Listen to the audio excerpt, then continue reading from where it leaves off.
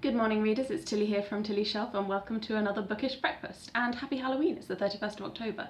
So it is the end of October, so it's the end of Victober, which was one big month-long booktube read-along, and tomorrow it's going to be the start of Nonfiction November, which is another big month-long booktube read-along. So this kind of video is kind of like the intersection between the two. Because while I have not read a huge amount of Victorian literature for Victober, last year I got really into Victober and I loved it. It was one of my favourite things of the year. I have all of the things that I've been reading in October that haven't been Victorian have been like non-fiction, so they've kind of fitted into one or the other of the camps. I feel like I'm getting lost already in the things that I was going to say, so... Oh, the thing that I wanted to mention as well. So I've managed so far to be relatively good at doing a Bookish Breakfast every week on a Thursday. Last week there was some technical issues, so my phone decided to split the video file into like 6 pieces and delete the end to it. I think it just ran out of memory partway through the week and was like, yeah, we don't like this video anyway. So it kind of destroyed that file before I was able to post it. So if you go and watch that, I've edited it to like stick it together, and then the ending of it I've written in the description, and I posted it on Tuesday instead of Thursday. So I'm sure nobody other than me cares about that, but you know, I'm sorry that it ends in like this kind of cliffhanger way. So yeah, to get down to this week. So for Victober, the only thing that I really did was I read Our Mutual Friend, which was a reread for me. I've got this really lovely edition. It's got an introduction from 1907 from G.K. Chesterton. And, oh God, I shouldn't bend it like that, I'm going to damage it. And on the front page, it's got this kind of like watery pattern, I don't know if you can see.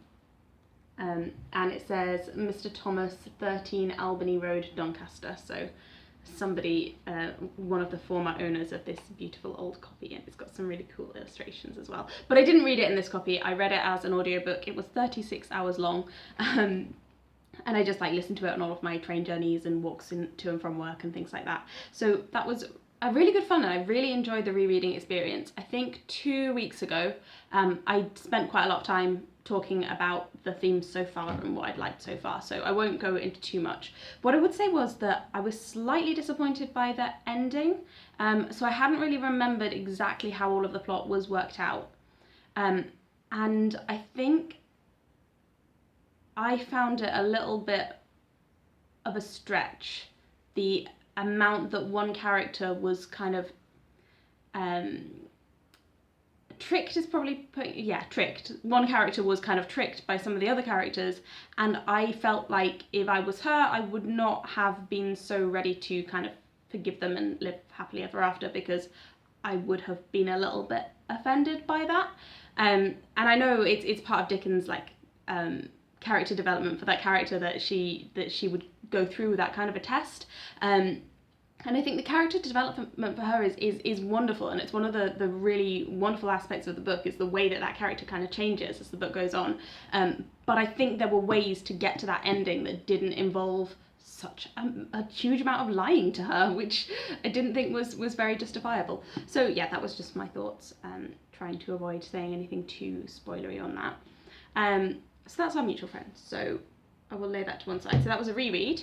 And it was over 500 pages, so I think that ticks me off for 2 of the challenges in one book. I didn't read anything by a female author, but I did want to try and achieve something else. I didn't read any of the group novels, I haven't read anything by Candlelight, but there was one challenge, I think it was Lucy's challenge, that was to read something from an underrated thing from the same year as your favourite thing. So one of my favourite books is Jane Eyre, and that was published in 1847. So I looked in my Victorian poetry anthology for a poem that was written in 1847, and I found one called The Crimson Petal and the White that was by Tennyson, and I wanted to read it aloud for you now because I've read it a couple of times, and I think it's a very very lovely little lyrical love poem, so I thought I would read it for you. So we can't exactly say that Tennyson was underrated. I think at this time he was the Poet Laureate, so saying that he's underrated is probably a little bit of a stretch, but it's definitely not one of his most famous poems, and it's a lyrical interlude in his longer poem, The Princess, which apparently is a slightly political work where he talks about female education, but I haven't read the rest of it, so I wouldn't know. Anyway, here goes. I've practiced this once, and there are a couple of words that I tripped up on quite badly, so apologies if that happens. Now sleeps the crimson petal, now the white, nor waves the cypress in the palace walk, nor winks the gold fin in the porphyry font. The firefly wakens. Waken thou with me. Now droops the milk-white peacock like a ghost, and like a ghost she glimmers onto me. Now lies the earth all diner to the stars, and all thy heart lies open onto me. Now slides the silent meteor on, and leaves a shining furrow as thy thoughts in me. Now folds the lily all her sweetness up, and slips into the bosom of the lake. So fold thyself, my dearest thou, and slip into my bosom, and be lost in me. There we go. Thought it was a nice, sweet little poem there. I think Lucy was meaning to read a whole book, but, you know, it's about half a page. I think that's going to have to do for me. Yeah, and this is another... I get these from charity shops whenever I find them. Even if I've not read the book yet, I tend to kind of pick them up because I just think they're so gorgeous. Nobody's written in the front of this one, but it is from 1913 and it's got a nice little picture of Tennyson on the front page. So that is Victober, and that's everything that I've done for that. So moving on to nonfiction November. I've read a lot of nonfiction in the last month, even in the last week. I've read nearly 20 journal articles, mostly on migration and tuberculosis, but I won't bore you with talking all about those. Some of them have been quite interesting. So last week, if any of you, the one that was posted on Tuesday, it talked about tuberculosis in the Victorian era, and I think, as I said in that video, like, I'm not an expert on this, but I just found it really interesting to dig into that topic a little bit, and use some of the knowledge that I've gained working on my kind of modern day project on tuberculosis, and kind of fit it in with the Victorian stuff. So I read the book Spitting Blood by Helen Bynum. I did finish that one this week. I finished it yesterday, so after the day of my course, we finished about 6 o'clock and my train was at 7. So I went into the library and sat in like a nice cozy armchair. They've got these cozy armchairs by the window, and just finished the last couple of pages. I would say that was a really fascinating book in terms of getting an overview of the disease of tuberculosis. My concerns with it were that it kind of aims to be like an overarching global story, but it is very focused on like I suppose the global north, like America, England, in particular England, and Europe, when Europe becomes relevant for particular developments in tuberculosis, like when Koch discovers the bacteria. So even though she kind of sometimes mentions, oh, you know, in ancient China they had this discovery, she doesn't really go into it as much as I felt like she could have done. Or if she knew that she wasn't going to be able to do that, maybe she should have not kind of tried to claim that it was a global story. Then the other thing was when it got to the end, when it kind of came up into the modern era. Sorry, next door's dog has just gone into our garden, and it really annoys me when they kind of let it do that because, yeah, then it poos on the grass, and that's not very nice. So when it got to the end and it was talking about kind of like the modern developments in tuberculosis, that is something that it's very, very hard to summarize in like the space of a chapter. So she kind of went on to this thing where she was saying, oh, you know, I'm really glad that I'm lucky that I'm not being affected by TB. And I felt like she kind of lost her impartial analytical focus, and kind of went on to something that was a little bit fluffy. So yeah, I was less impressed by the ending, but overall it was a really good book for getting a kind of summary of the history of the disease. So the other nonfiction that I have been reading this month, that I've already mentioned, is The New Odyssey by Patrick Kingsley. I'm getting towards the end of this, so I'm definitely going to finish this one this month. And this talks about he calls it the refugee crisis, but the changing migration patterns from around about 2015 and the huge impact that had, the reasons behind it, and the kind of the routes that people went through, from his perspective as a journalist. So he kind of went to different places where people were moving through, and spoke to a huge range of people. So it's a really fascinating approach to that topic. And again, it feeds into my kind of overall interest in refugees, migration, and so on, over the last couple of months from the work that I've been doing with the First Aid Support Team in Northern Europe. So yeah, I really enjoyed this. I felt like it's kind of deepened my knowledge of the situation. Yeah, I'd imagine I'll finish it this week. Sorry, I'm just getting distracted by that dog.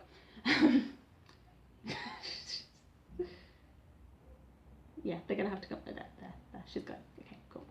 I'm probably gonna finish this week, and then I'll maybe talk a bit more about it next week. When I finish this, I've got two other options. So I got this one from the local university library. I've got two other options to potentially follow up with. I've got Alexander Betts and Paul Collier, Refuge, Transforming a Broken Refugee System from 2017. And I've got What is a Refugee by William Maley. I don't really have that much to choose between these. So if anyone has read one or the other of these and recommends it or doesn't recommend it, please let me know, and then I'll know which one to pick first. In the absence of any recommendation, I'm going to go with the more recent and shorter one first, because I think it's more likely to have more relevant stuff if it's newer, and it's shorter, so I'm more likely to finish it this month. So that's really bad reasoning. So if you do have any suggestions, please let me know which one to start with. And then the one that I'm going to start, so I'm going to this one, the one or the other of these is going to take the place of this one when I finish it, if that makes sense. I kind of leave books in different rooms, so when I finish this one, I'll just put this one in the room. Having finished Spitting Blood, I'm going to replace that one with Ebola Behind the Mask. So I mentioned this a couple of weeks ago. It was lent to me by a colleague. She says she's read it, but it is absolutely pristine. So I'm quite worried about reading it because I can't keep books this neat. So I'm going to be reading it and you just you don't really want to open it because you don't want to damage it. And this is just about nurses working in the context of the huge Ebola outbreak a couple of years ago. So I'm looking forward to reading this. It's going to be another disease-focused book for me. So yeah, that's another one that I'm going to be reading this month. Then just generally, I'm going to be reading nonfiction all the time, in terms of I've still got quite a lot of academic papers to read ready for this essay, which is due in near the end of the month. And also I've got some that I'm going to just be dipping in and out of, so I'm not going to be trying to read them cover to cover.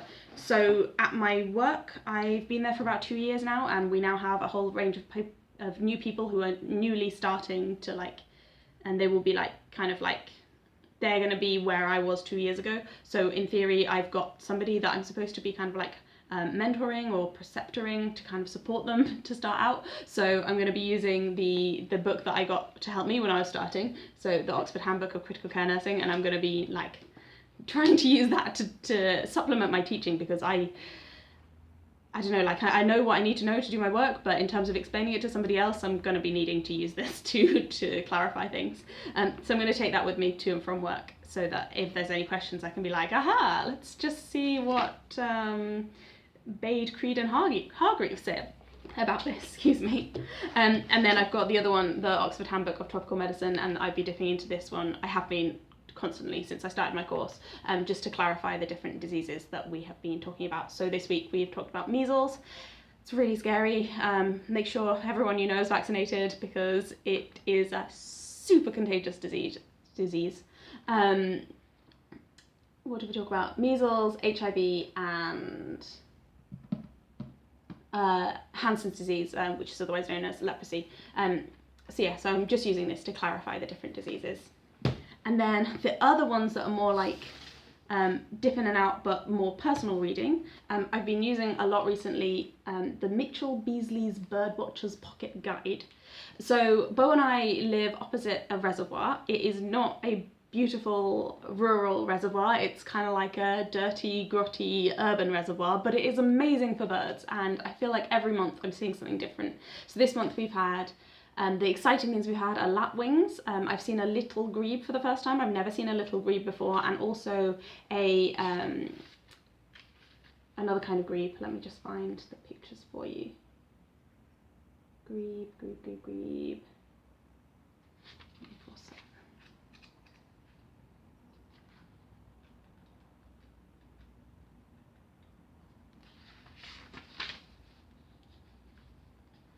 Yeah, so I've seen a great crested grebe, you can see this guy, and also a little grebe.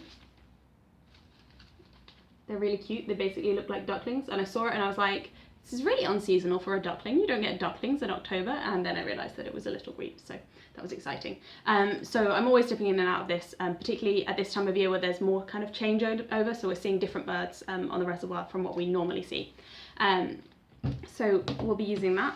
And also the rough guide to New Zealand. So I mentioned a little while ago that Bo and I have got engaged, and my plan is that for our honeymoon we're going to go to New Zealand for hopefully about 3 weeks. Like, that's my aim. It relies on us like saving up enough money and being organised enough to book it all, and Bo has more doubts over whether like it's going to be worth it, but I think it will be, so I'm just working on persuading him. So to do that, I'm going to be reading this and like tagging up things that I want us to go and see. So this one I'm just kind of getting started with the planning, because that's going to be over a year away, or just about a year away before we do that. So yeah, so those are all of the things that I am hoping to read next month in Nonfiction November, and basically what I've read in the last week or so for Victober. Thank you very much for watching. I feel like I haven't had a very organised head for talking today, so I'm sorry if it's been particularly just like word splurgy. I'm on nights tonight, so I slept late this morning, so I'm calling this Bookish Breakfast, but it's actually like Bookish late lunch. Or yeah, it's Bookish lunchtime, but I'll still call it a Bookish Breakfast. And yeah, I don't know, I'm still not quite awake. So the other thing that I'm going to do today, apart from like prepare for my night shift, is a whole lot of housework. So while I'm doing the housework, I really like to watch booktube videos. I currently have a watch later playlist of about 450 videos, so I'm going to see if I can get it down to more like 400. I think I've watched like 5 videos already this morning, just while I was making my brunch and having my tea and everything. So I'm going to be, I think I'm at the moment starting to see people's Victober TBRs, so yeah, that's going to be kind of entertaining. I'm quite a long way behind. So yeah, thank you for watching, and I'll speak to you soon.